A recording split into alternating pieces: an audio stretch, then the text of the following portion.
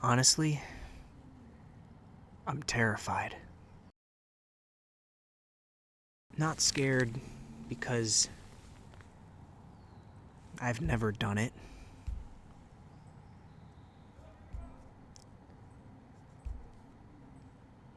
I'm scared because I know what it'll take to do.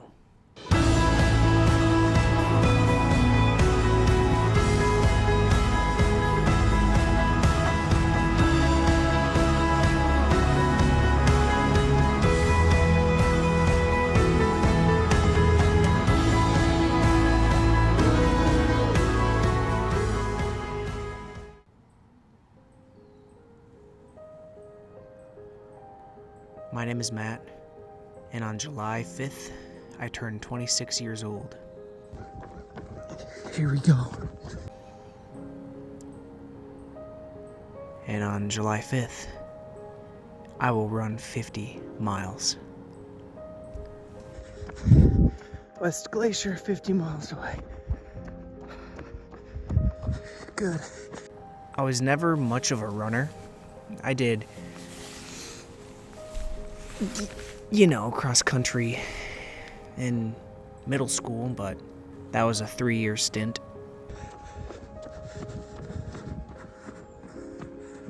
In the recent years, I've picked it back up and I've used it as a measuring stick. St. Mary's Lake. This thing's huge. We'll be here for the next 5 miles.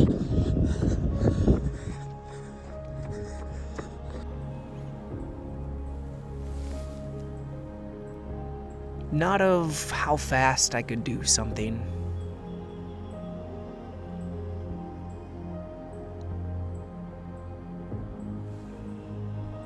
but it served as a means for me to test my own fortitude.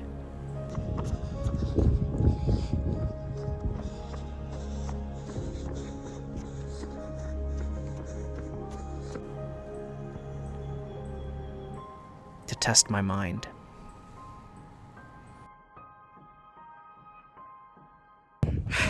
Dude, this might be the stupidest thing I've ever done.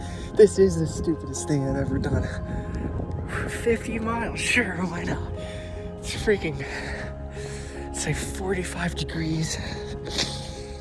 I'm at St. Mary's. Dude, I have so much regret. Bro. Over the past couple years, I've made it a habit to challenge myself with activities or events that typically are regarded as hard to do. The whole car right here. I'm freaking nauseous. Not car sick, man, just scared. So scared. Shaking, not because of the cold.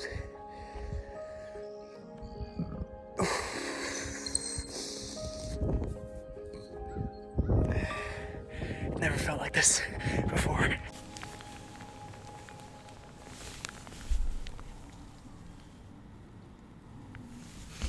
All started on New Year's, again a couple years ago, where I decided to run 11 miles in the dead of night and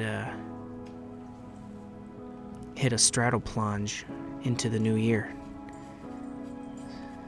So started running at like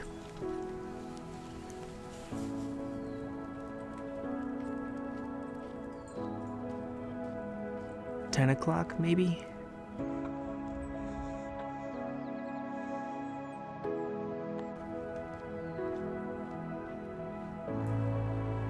Finished right before midnight. Went into the gymnastics gym I worked at the time and hit a straddle plunge from 11:59 to 12 a.m.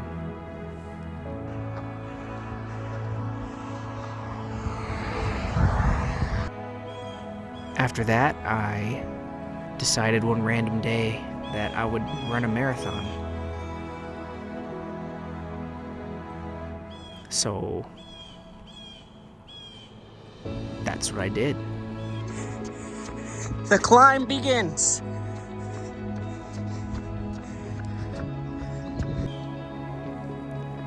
After like a 12-hour day of work, I decided to just strap on the shoes and start running. I ran from 10 p.m. until about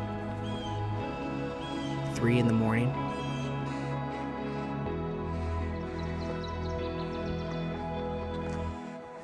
After that, for my birthday, I decided to do a triathlon in my aunt's lake house, or at my aunt's lake house. I'd never swam before, really. I just, passed gym class, I swam a mile in that lake with my mom right beside me. Just like my dad rode behind me for that marathon I did in the dead of night. After swimming the mile, I got on a bike that I had borrowed from a friend of mine, and I just started pedaling around the lake.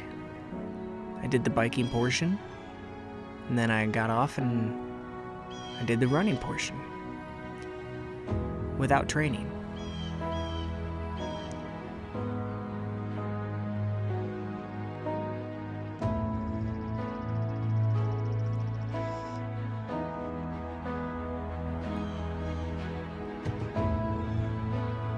After that, I did a couple half marathons with my buddy. Andrew is his name.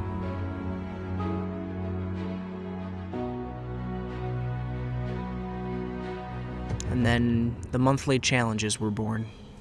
One of them, I decided to climb Mount Everest on a Stairmaster.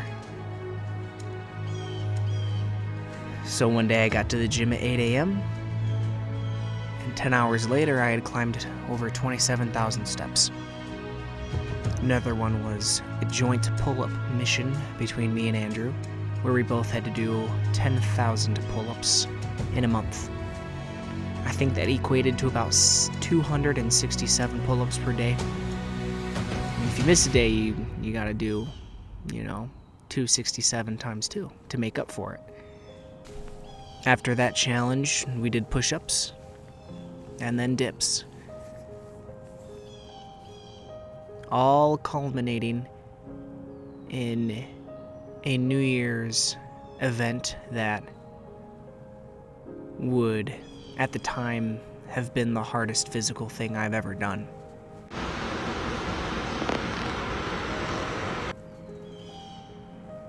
Second hardest physical event I've been through.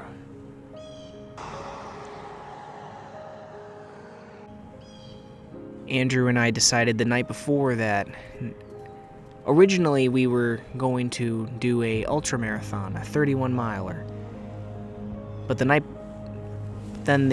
before, we decided to up the ante and complete an Ironman. Both of us haven't been in a pool in years. The last swimming event I did was my triathlon 6 months prior, and even since then I haven't been in water.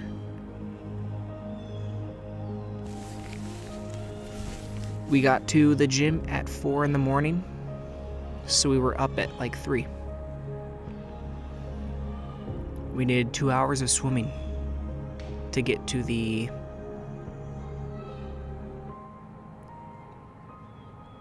mile marker we needed.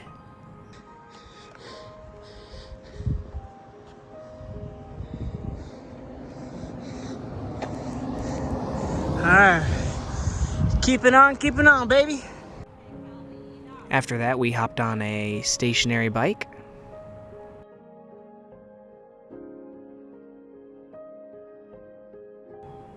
And we rode for over 8 hours.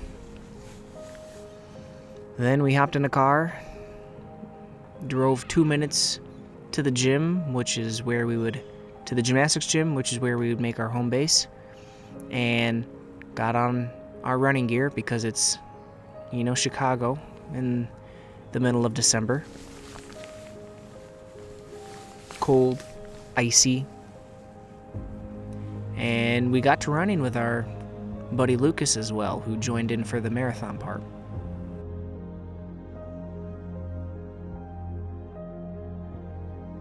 Who had also never ran a day in his life.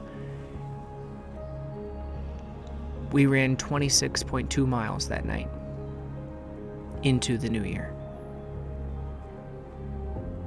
It was almost 24 hours straight of pure suffering. All right, not only is there a bridge, here's a visitor center.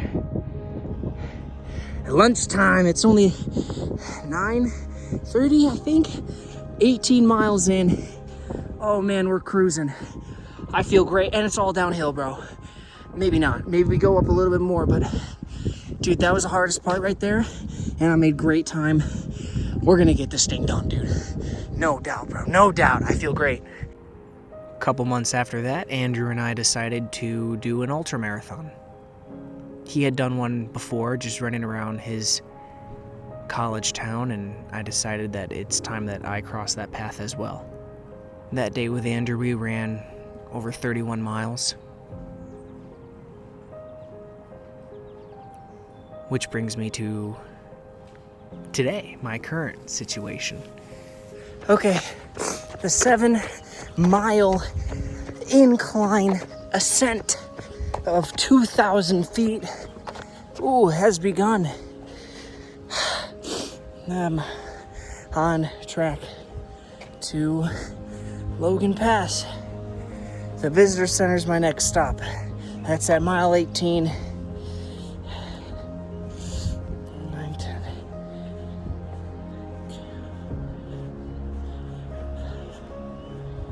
We're 8 miles in. Shit, 10 to go.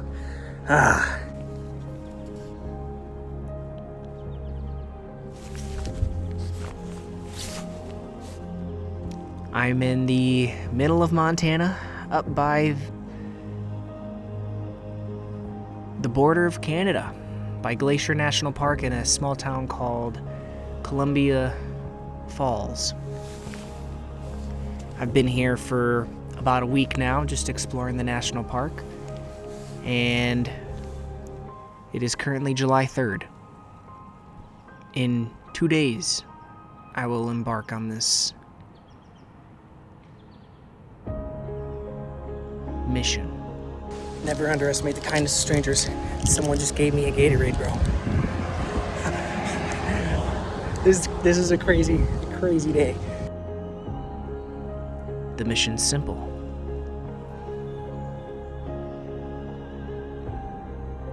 Run the entirety of the Going to the Sun Road from east to west in Glacier National Park.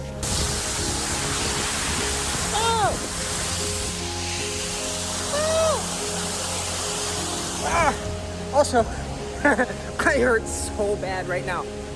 Like, I'm limping. My right leg is totally bonked. My phone's about to die. Everything's bad.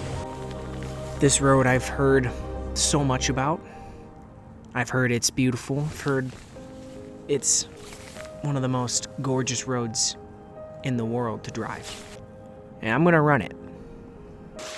Cool little waterfall feature here that you walk through. You get a good view of that. But yeah, to continue my thoughts, I'm in a bad way right now. We got over 24 miles to do. The plan is simple. Start running from the east end at 7 a.m.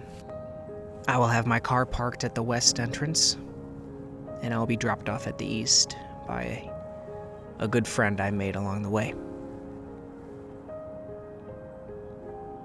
I will run all day and end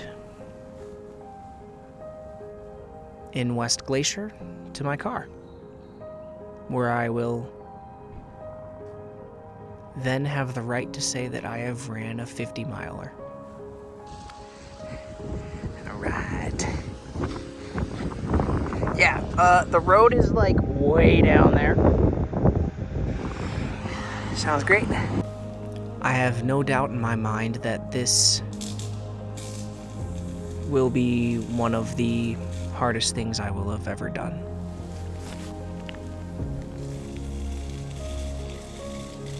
My legs will hurt, my back will hurt, and my mind will hurt. But that's what makes it intriguing. It's another challenge. No.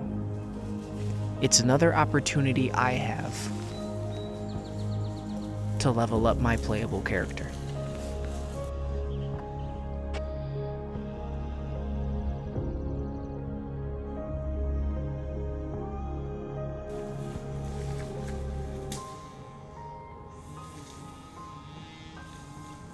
In life, people tend to shy away from things that are hard, things that are discomforting to them.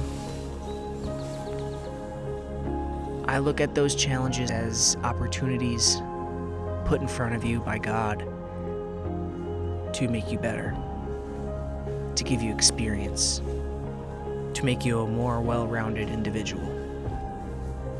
A common thought people have sometimes when I tell them about things that I've done is, why? Why do you do this to yourself when you don't need to? I'm gonna be honest, I don't enjoy running long distances like that. It's not the running that gets me going, it's what comes with it. It's being in the place that the long runs takes you. That is to say, the mentality needed in order to run long distance, in order to do really hard things. No idea what mile. I don't care. We just gotta go up that thing now. Light work, dude. My main goal in life is to be fulfilled in whatever it is that I do. Whether that's coaching, whether that's teaching, whether that's public speaking, whether that's creating, whether that's running, it doesn't matter. Whatever it is that I do, I need to feel fulfillment from. I need to be chasing that feeling. I developed this mindset of constantly challenging myself back in October of 2020.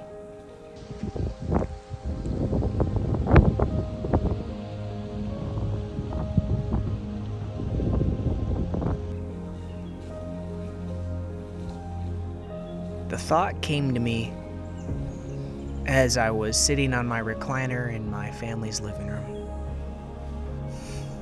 Just before that, I was living out one of my dreams.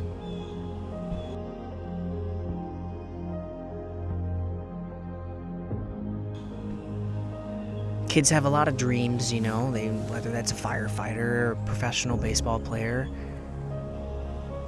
whatever it might be.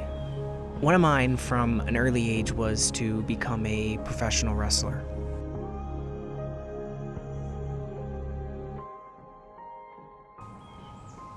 Like the ones you see on TV. And it's a silly dream, yeah, of course, but it's something that I passionately wanted to do. So in college, the opportunity presented itself, and I took it.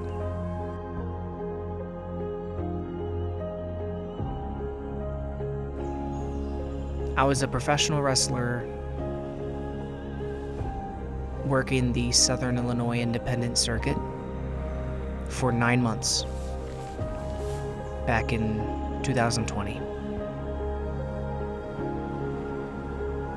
And while the world was shut down, I was out in fairgrounds, in high school gymnasiums, in rollerblading rinks, and in little warehouses with crowds ranging from 20 people to 200 people.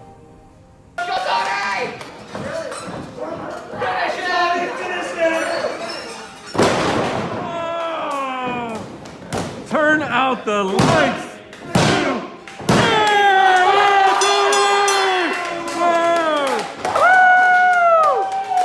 Tony! Tony! Tony! Tony!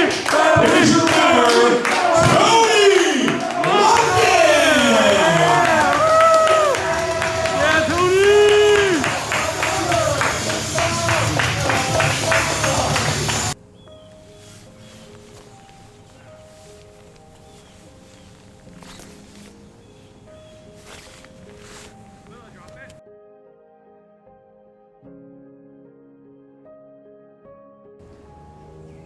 The last match I had, I was going to retire from professional wrestling, as it was a dream that I could tell was nearing an end. I was getting tired, I was getting hurt, and I was tired of being hurt. It was fun while it lasted, but I needed to move on, and I was completely happy with my time in professional wrestling coming to an end.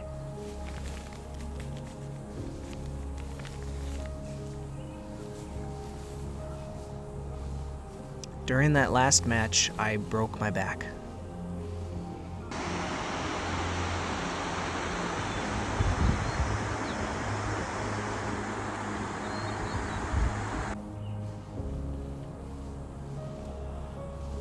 I had to get airlifted. And I had to have surgery to put 2 8-inch titanium rods on either side of my spine. Good view. Great view.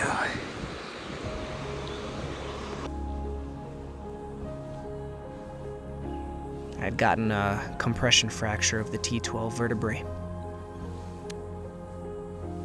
Part of the bone had shattered and partially severed the spinal column, which, if fully severed, would have caused complete lower body paralysis. Got a big old mountain behind me. Good view down here too.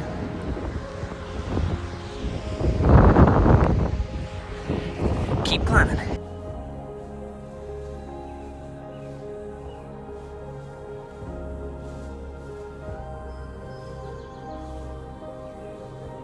Six screws were also put in to stabilize the rods.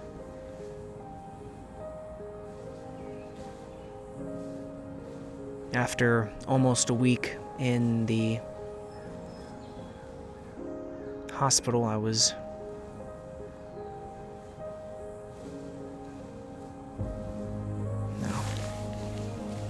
I made myself a game to help. It's called Running the Road. Walk the pull-offs.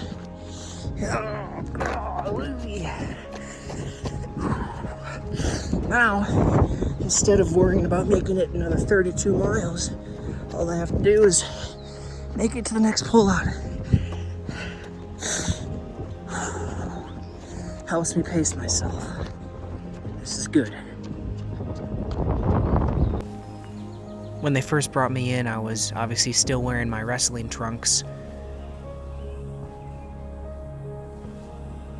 And I was squirming because of the pain that I felt.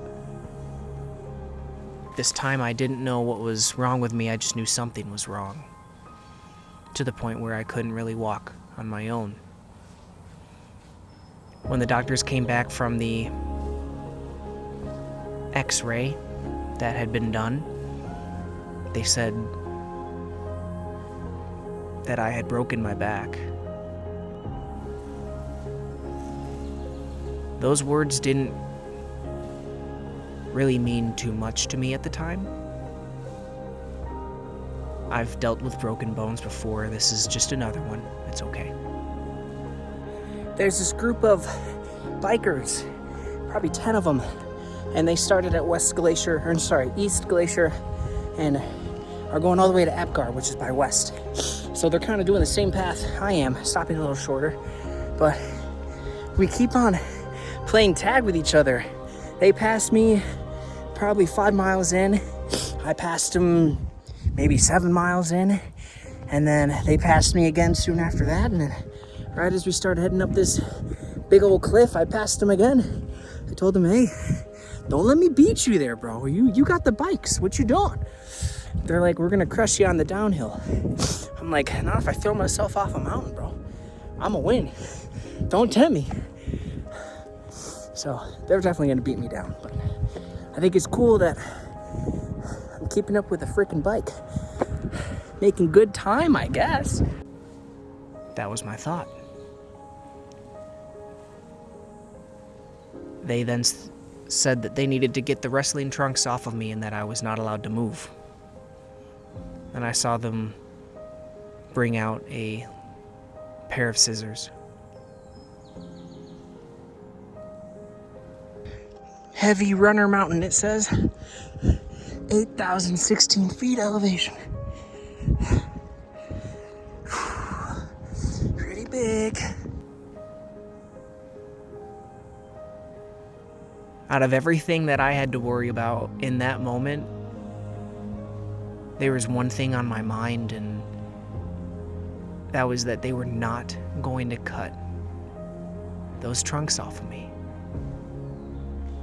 I will take those off myself. They will take it off, but they will not cut it. I told them this repeatedly. I had to be held down by nurses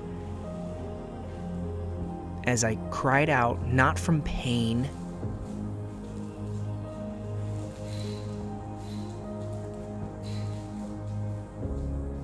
not from physical pain, but from the pain of seeing them literally cut my dream in half.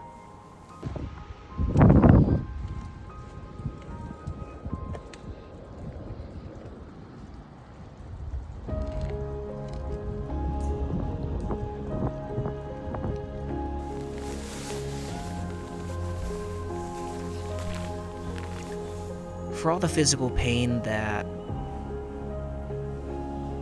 breaking my back caused, nothing hurt more than seeing them cut my dream in half, than seeing them cut the trunks.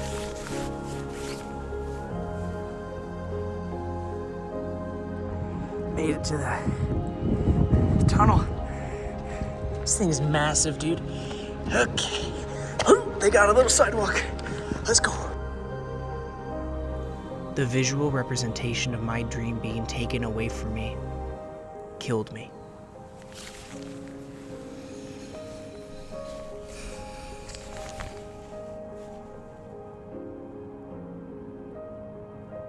You guys are lucky I'm sightseeing.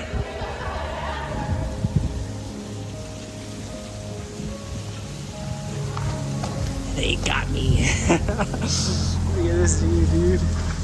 Oh my goodness.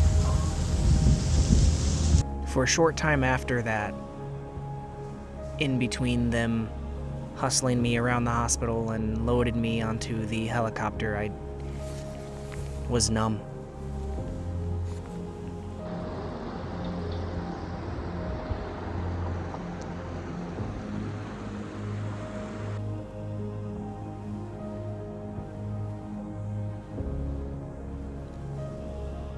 They say a man has 2 lives.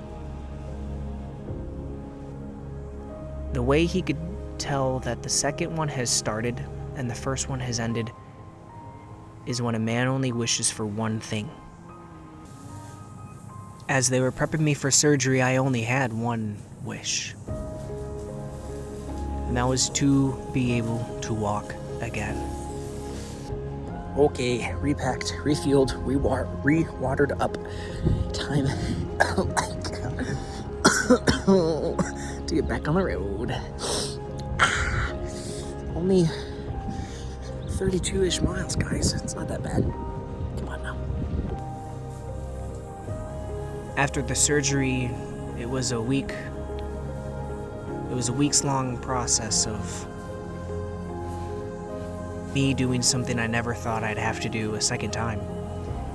And that was relearning how to walk. Found a friend. He's vibing.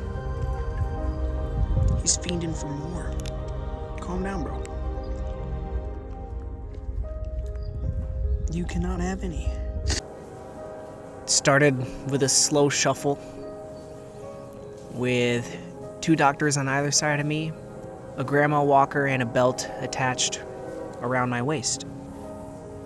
It took me over 30 minutes just to get out of bed, and by the time I did that, I was already exhausted. It took me 2 days before I was able to even walk out of the room. Alright, we're at the Continental Divide, whatever that means. Elevation 6,646. This is the highest peak. Just talked to some people that work here. This is the highest peak that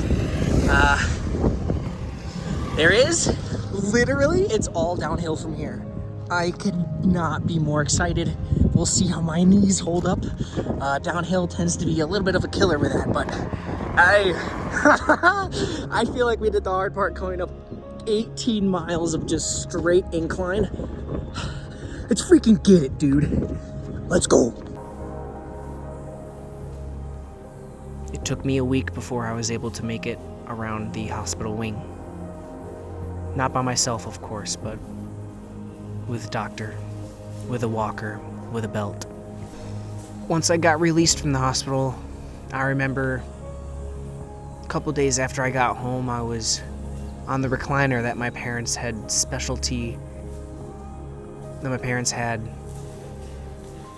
bought specifically for me,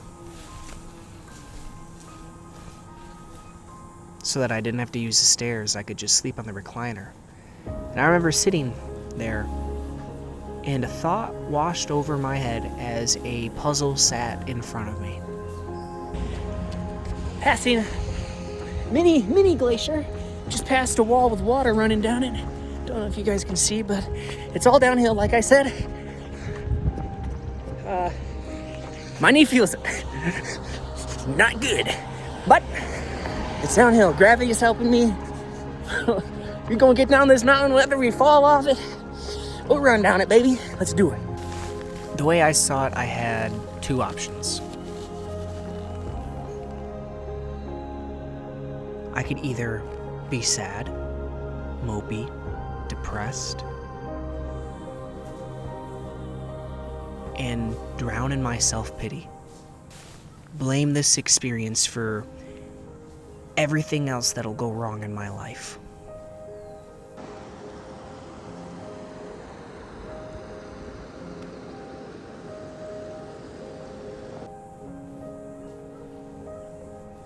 And use this as an excuse for me not performing the way I want to in any realm of human endeavor. Or, Dude, it's absolutely crazy that places like this exist. Oh my gosh.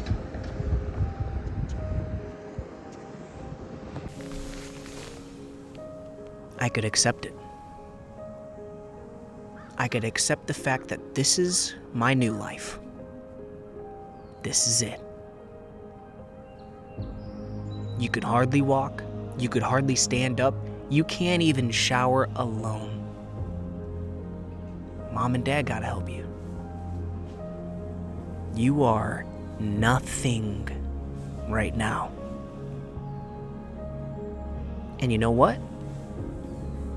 This is your new 100%. Buddy. Neat. This is it. This is what you are. And you know what? suck it up. Because tomorrow, you have a job to do. Gorgeous.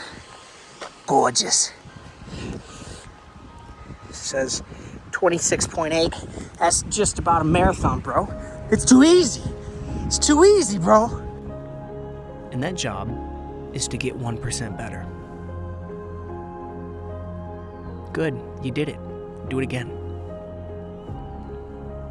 Oh, you did it again. Congratulations, do it again. Oh, you got 1% better today? Awesome, do it again.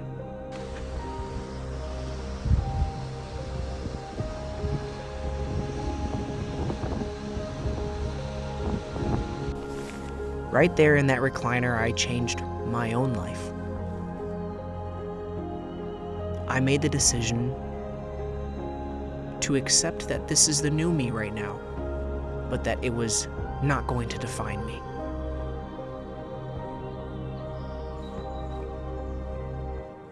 That it wasn't an accident that I was put here. That God gifted me this challenge. There's a mountain goat. What a hero. My mom tells me that God doesn't give challenges to people that he knows they can't overcome. My dad taught me that the effort I put in and the hard work I produce is something that nobody can ever take from me. I combined those two philosophies, those two mantras. I put it into the forge, and I crafted the one I have now. She vibing. The philosophy that says character development is the only way to improve. Struggle, challenges, sucky times, all of those negatives should be morphed into character development. They're all opportunities gifted to you by God so that you could prove yourself, so that you can level up, so that you can become better. This is known as the Weeping Wall. Sorry, I'm in my running phase right now. That's why I'm not walking, but you get the gist. Wow! I don't have to give myself these self-imposed challenges that sound like hell. To be honest with you, I don't want to do it. So it haunts me, because I know I will.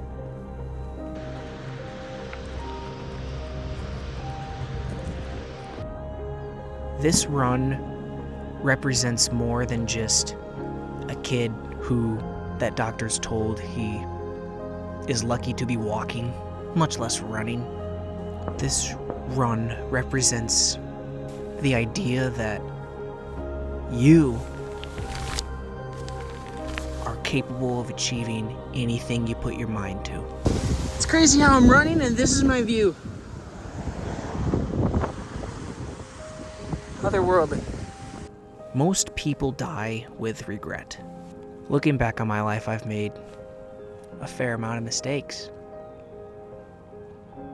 And if I were to relive those situations in modern day, I'd go about things differently, for sure. But I wouldn't change how I did it in the past, because then I wouldn't know to do it better. My feet hurt so bad. Kind of goes along with learning how to fail. Learning to fail is one of the pillars I have that I try to live my life by. And it took me a while to really understand what that means. Learn to fail. I know it's important. What does it mean?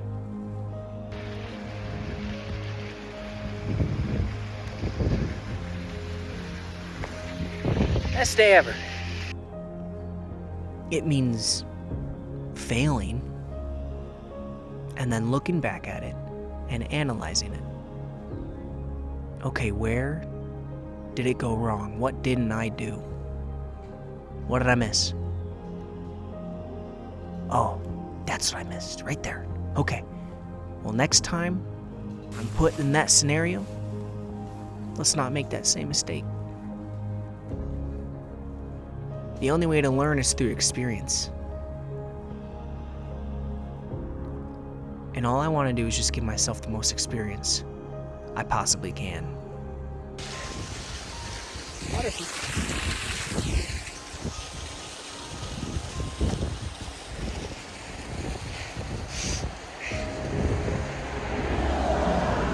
Thank you, God. This is insane. The people that die with regret most likely regret not experiencing something, not doing something. I'm trying to experience as much as I can. Another thing is people die without fully realizing the true capabilities of their physical being. I think it's a travesty that people go out not realizing what they're truly capable of, whether that be in the career field or physically. There's a saying out there that says, oh, you have one body, you gotta protect it. Yeah, I have one body. And I'm gonna use it I'm gonna squeeze the life out of this thing. Made it down by the river. Only 10 miles to Camp McDonald, or whatever the freak it's called. And then 15 more after that. That doesn't sound right. But that's right. Golly. What the heck? But it's nice. I'm calm. It'll be good. This run is one of the scariest challenges I've given to myself. On a day that most people would be relaxing. I mean, it's the day after the 4th. Not only that, but it's a birthday. No one willingly puts themselves in these situations. And that's what I love about it. It's kind of like getting up early to work out. You get that little bit of fire in you. You know that no one else is going out here at 3 a.m. to do this. I'm that much better. Just today. Just right now. In this moment, I'm getting this much better than someone else. Not even than someone else, because it's not so much about comparing. I'm getting this much better than the guy I was yesterday. That's that 1% better. Okay, this might be the last video. I'm at 12%, and I forgot my charger. This is gonna be the last little stop I do before we reach McDonald. I have maybe like 4 miles left. Maybe 6, I lied. Until McDonald comes, and then 13 after that.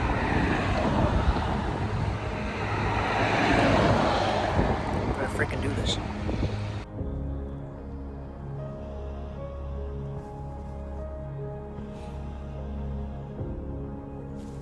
So I'm sitting here on July 3rd at 9:39 p.m.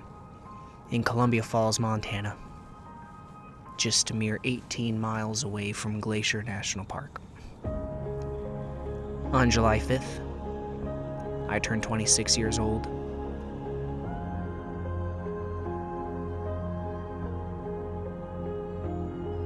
And on July 6th, I run the Going to the Sun Road. All 50 miles.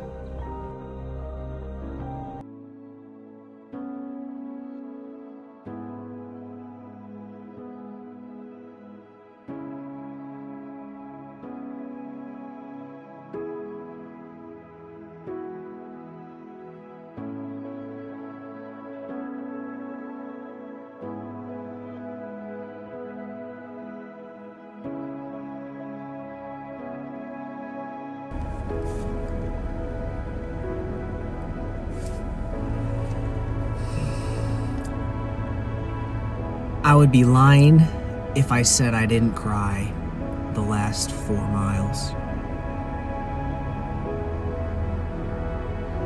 I was in pain.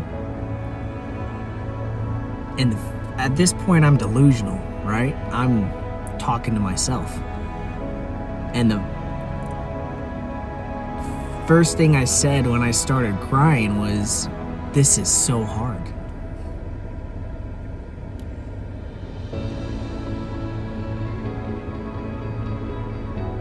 But it was worth it.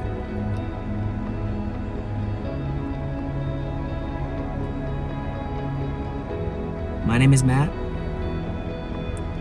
26 years old, and I just ran 50 miles.